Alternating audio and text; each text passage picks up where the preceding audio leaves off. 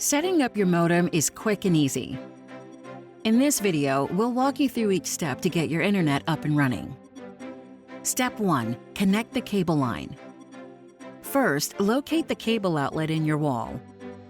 Take the cable line and securely connect it to the cable port on the back of your modem. Make sure it's hand-tight, snug, but not over-tightened. Step 2. Plug in the power.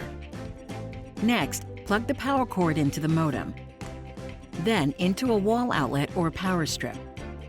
The modem will automatically power on. Step 3. Wait for the modem to initialize. Your modem will now begin starting up. This process may take up to 5 to 10 minutes. During this time, the indicator lights may blink or change colors. When the main internet light becomes solid, your modem is ready. Step 4. Check the internet light. If the internet light does not turn solid or continues blinking for more than 30 minutes, double-check your cable connection. If the issue continues, try plugging the cable into a different cable outlet. It's possible that the original cable outlet could be faulty or may not be connected behind the wall.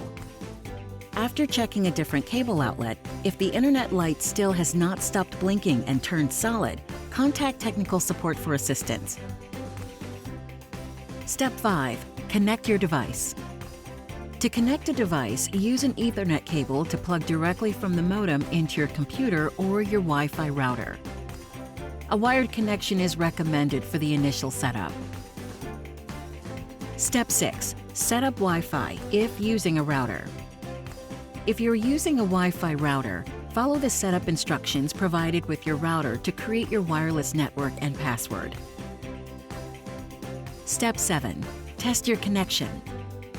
Once connected, open a web browser and visit any website to confirm your internet connection is working. And that's it! Your modem is now set up and ready to use. If you're still experiencing issues or your service is not up, please contact technical support at 1-888-403-2667. Our team will be happy to assist you.